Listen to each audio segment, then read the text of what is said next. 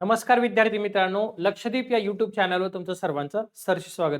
आपण जी सिरीज सुरू केली की जीकेचे मार्क कसे वाढवायचे आणि मी तुम्हाला जीकेचे मार्क वाढवूनच देईल. त्यासाठी सगळ्यात सोपी पद्धत, सगळ्यात चांगली पद्धत कोणती तर ती तुम्हाला सांगतो. जास्तीत जास्त वन लाइनर पाठ करा. टॉपिकच्या मागे कदाचित तुमच्याकडनं होत नसेल, कारण ग्राउंड करायचंय, त्यानंतर परत मॅथ, रिझनिंग, मराठी करायचंय, परत जीके करायचं. जीकेचे 10 विषय एवढे कव्हर होत नाहीये. मग त्यासाठी हे जे आपले वन लाइनर चालू आहे हे पूर्ण पाठ करायचे. आता आपलं लेक्चर 6वं आहे आजचं. या अगोदर आपण प्रश्न घेतलाय. याची पीडीएफ पण भेटणार तुम्हाला, फ्री पीडीएफ आहे. त्यासाठी ऍप डाउनलोड करायचं मी ते तुम्हाला सांगेल कशा पद्धतीने. ओके.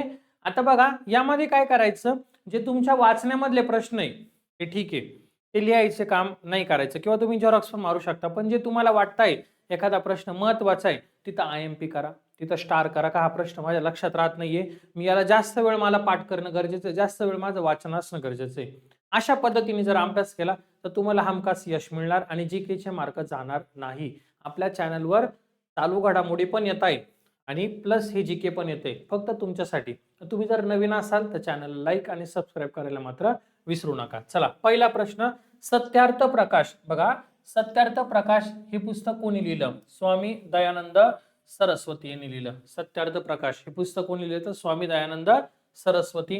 चांदीची संज्ञा कोणती आहे? बघा चांदीची जी संज्ञा आहे ती कोणती? एजी. आता यामध्ये आपल्याला असं पण विचारू शकता सोन्याची संज्ञा कोणती? सोन्याची संज्ञा आहे एयू आणि चांदीची म्हटलं तर कोणती? तर एजी. त्यासाठी लक्षात असू द्या.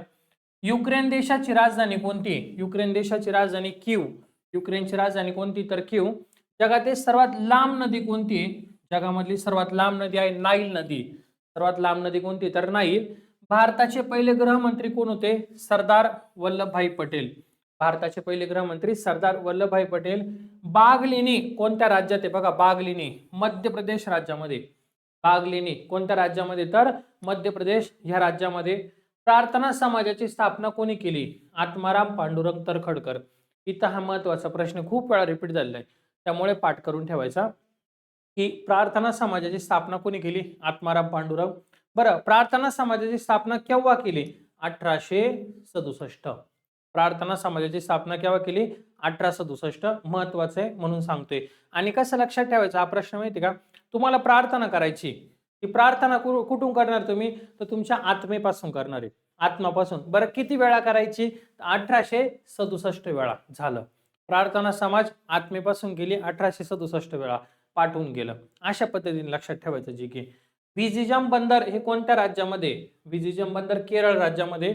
हसवणारा वायू कोणता आहे? हसवणारा वायू आहे नायट्रस ऑक्साईड आहे. हसवणारा वायू कोणता आहे? तर नायट्रस ऑक्साईड. बघा परत एकदा, सत्यार्थ प्रकाश हे पुस्तक कोणी लिहिलं? स्वामी दयानंद सरस्वती.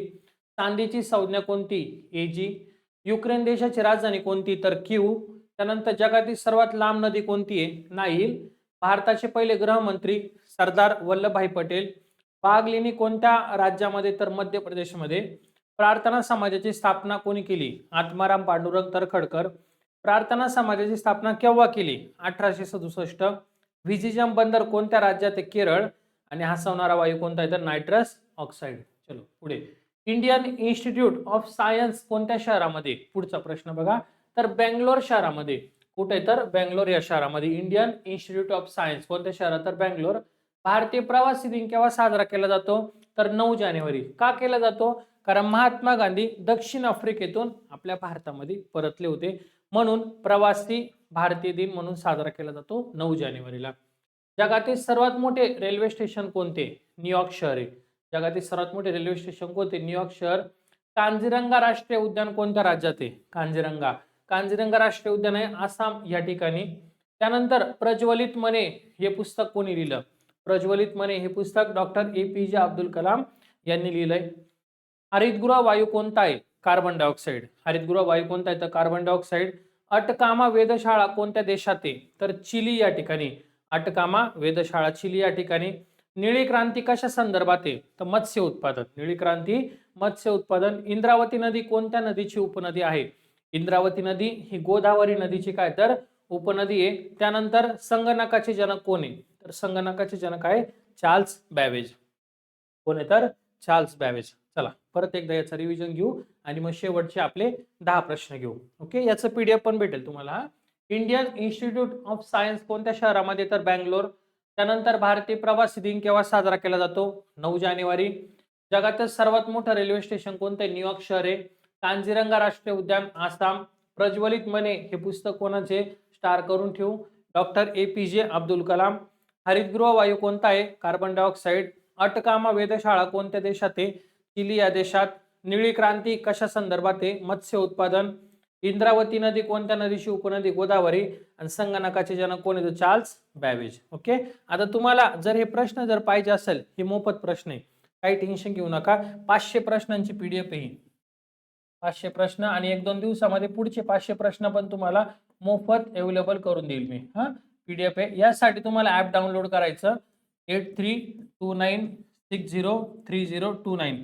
मला व्हॉट्सअपला हाय मेसेज टाका, ऍप डाउनलोड करा, आणि त्याच्यामध्ये आहे. आणि जर तुम्हाला 500 वर अजून एक शून्य म्हणजे 5000 प्रश्न जर तुम्हाला हवे असणार, 5000 प्रश्न GK चे, तर त्यासाठी सुद्धा ऍप डाउनलोड करा आणि ही बॅच घ्या आपली. ही बॅच आहे, तुम्हाला फक्त 99 रुपयाला ही बॅच आहे.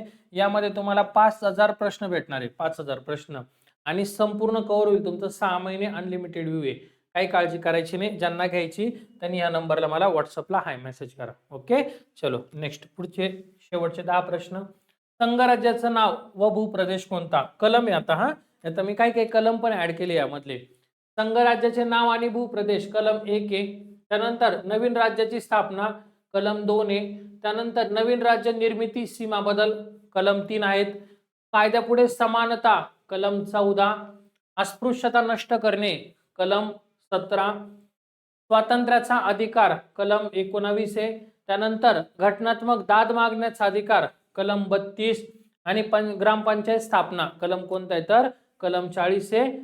समान नागरी कायदा कलम 44. आणि शेवटच्या प्रश्नाचं उत्तर तुम्हाला कमेंट करायचे, याचं उत्तर काय, कोणता कलम येईल, मूलभूत कर्तव्य कलम कोणता येईल ते सांगा.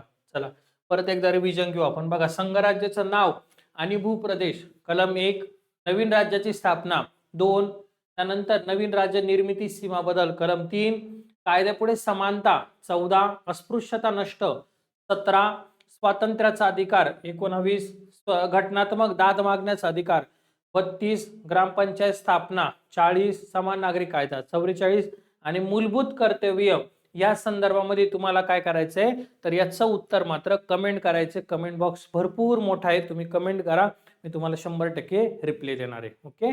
चला आजचं लेक्चर इथंच थांबूया, लवकरच आपण पुढील लेक्चरला भेटूया. ओके. चलो धन्यवाद. सर्वांनी अभ्यास करा आणि सातत्य ठेवा, तुमच्या मेहनतीचं फळ तुम्हाला भेटणार म्हणजे भेटणार, पण हार नाही मानायची, सोडायचं नाही. ठीक आहे. चलो आजचं लेक्चर आपण इथंच थांबवतोय. धन्यवाद.